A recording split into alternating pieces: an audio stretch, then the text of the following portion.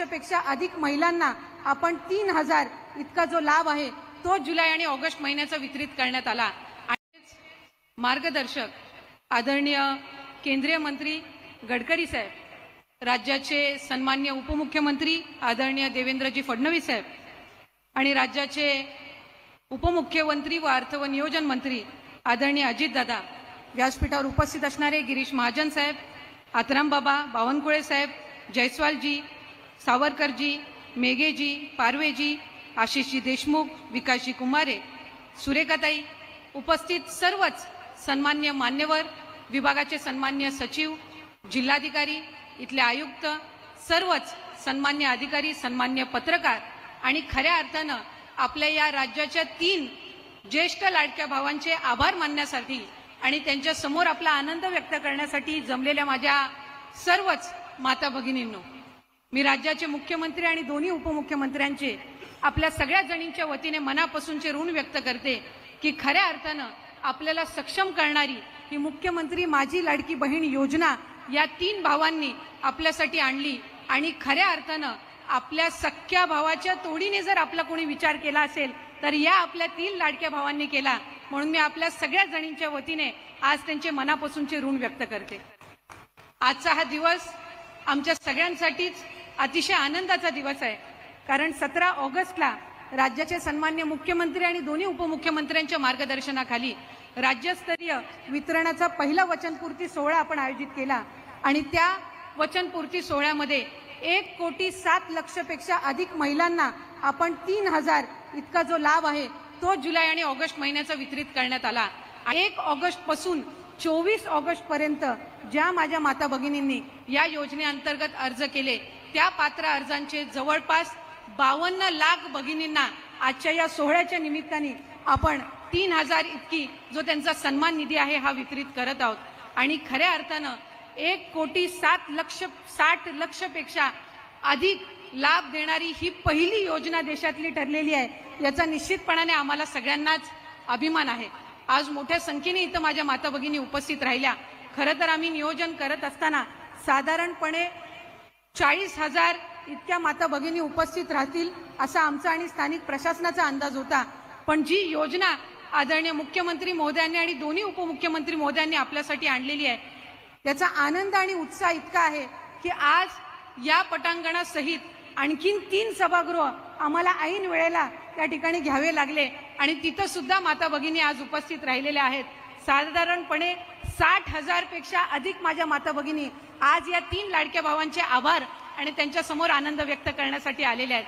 आणि म्हणूनच खऱ्या अर्थानं पुढच्या कालावधीमध्ये सुद्धा आणखीन 1 कोटीचं उद्दिष्ट हे आपण त्या निमित्ताने ठेवलेलं आहे आणि सप्टेंबर महिन्यातले अर्ज सुद्धा आम्हाला प्राप्त व्हायला सुरुवात झालेली आहे। आणि जे उद्दिष्ट आपण महायुतीच्या सरकारने ठेवलेलं आहे की आपल्याला 2.5 कोटी महिलांना सक्षम करायचं आहे, तो 2.5 कोटीचा टप्पा हा लवकरात लवकरच आपल्या मार्फत त्या ठिकाणी पार केला जाणार आहे, याचा एक विशेष आनंद त्या निमित्ताने आहे।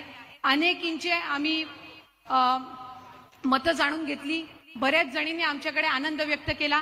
आज सकाळी साहेब नागपूर विभागातील आपण 5.25 लाख महिलांना आपण आज सकाळी त्या ठिकाणी त्यांचा जो सन्मान निधी आहे तो वितरित केला आणि त्यांच्या सगळ्याच जणींकडून आपल्या सगळ्यांचे आपल्या तिघांचे प्रामुख्याने आभार मानले जात आहेत।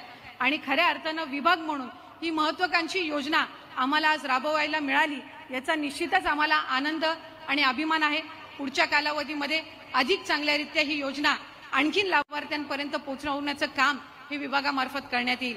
आज महिला व बाल विकास विभागाअंतर्गत या व्यतिरिक्त पिंक रिक्षाची योजना साहेब आपण घोषित केलेली आहे आणि राज्यातील 17 महानगरपालिकांमध्ये 10,000 पिंक रिक्षा या आपण त्या ठिकाणी उपलब्ध करून देणार आहोत, जेणेकरून 10,000 महिलांना रोजगारी मिळणार आहे आणि त्या रिक्षांमधून प्रवास करत असणाऱ्या माझ्या माता भगिनींना सुद्धा सुरक्षित वाटणार आहे। नागपूर महानगरपालिका क्षेत्रामध्ये 1400 पिंक रिक्षा या आपण उपलब्ध करून देणार आहोत, त्याच्यातून माझ्या माता भगिनींना रोजगारी मिळेल आणि त्या पिंक रिक्षामधून प्रवास करणाऱ्या माता भगिनींना सुरक्षिततेचं वातावरण निश्चितपणाने अधिकरित्या जाणवणार आहे। त्यामुळे या सर्व योजना करत असताना लेक लाडकी योजना असेल, लाडकी बहीण योजना असेल, मुख्यमंत्री महिला सशक्तीकरण अभियानाअंतर्गत 2 कोटीपेक्षा अधिक महिलांना आर्थिकरित्या सक्षम करण्याचं आपलं अभियान असेल, हे सगळे अभियान मुख्यमंत्र्यांच्या आणि दोन्ही उपमुख्यमंत्र्यांच्या मार्गदर्शनाखाली महिला व बाल विकास विभाग अधिक काटेकोरपणाने त्याचं पालन करेल। अनेक जण यावर टीका करत आहेत, पण जे टीका करणारे आहेत ते सुद्धा आपल्या नावाने नाही तर स्वतःच्या नावाने बॅनर लावून तिथं फॉर्म भरतायत।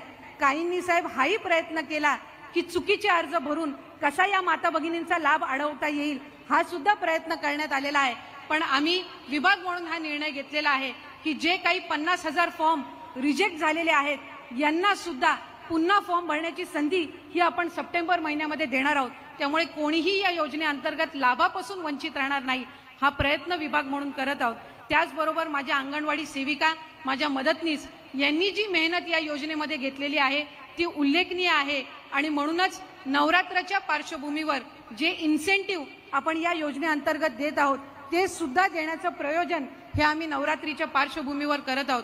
त्यामुळे खऱ्या अर्थानं महिलांना सक्षम करण्याचं काम या महायुतीच्या सरकारच्या माध्यमातून होत आहे आणि माझी तुम्हा सगळ्याच जणींना विनंती आहे की या योजनेचा लाभ आपण जसा जुलै महिन्यापासून घेतात तसंच हा जो सन्मान निधी दिला जात आहे या निधीमार्फत आपल्याला अधिकाधिक स्वतःला सक्षम करून घ्यायचंय आणि म्हणूनच या योजनेअंतर्गत आम्ही जॉईंट अकाउंटचा नियम न ठेवता तुमचं स्वतंत्र खातं असावं हा नियम ठेवला। कारण ज्या वेळेला तुमच्या स्वतंत्र खात्यावर डीबीटी येतो आणि त्याचा मेसेज ज्या वेळेला तुमच्या मोबाईलवर त्या ठिकाणी पाहायला मिळतो त्यावेळेला तो आनंद हा आपण कुठल्याही दुसऱ्या आनंदासोबत याची तुलना करू शकत नसतो। म्हणूनच हा आनंद देणाऱ्या आपल्या तिन्ही लाडक्या भावांना आपल्या सर्वांच्याच वतीने आपण पुन्हा एकदा शुभेच्छा त्यानिमित्ताने देऊया। त्यामुळे माझी सर्व माता भगिनींना विनंती राहील की राज्याचे लाडके मुख्यमंत्री एकनाथजी शिंदे साहेब, उपमुख्यमंत्री फडणवीस साहेब आणि उपमुख्यमंत्री अजितदादा या 3 आपल्या ज्येष्ठ लाडक्या भावांसाठी एकदा जोरात आपण टाळ्या वाजवून त्यांच्या मनापासूनचे ऋण या ठिकाणी व्यक्त करूयात। या विभागामार्फत आम्हाला ही योजना राबवता येत आहे याचे पुन्हा एकदा मी मनापासून आपल्या या 3 मोठ्या बंधूंचे आभार मानून या ठिकाणी थांबते। धन्यवाद। जय हिंद, जय महाराष्ट्र।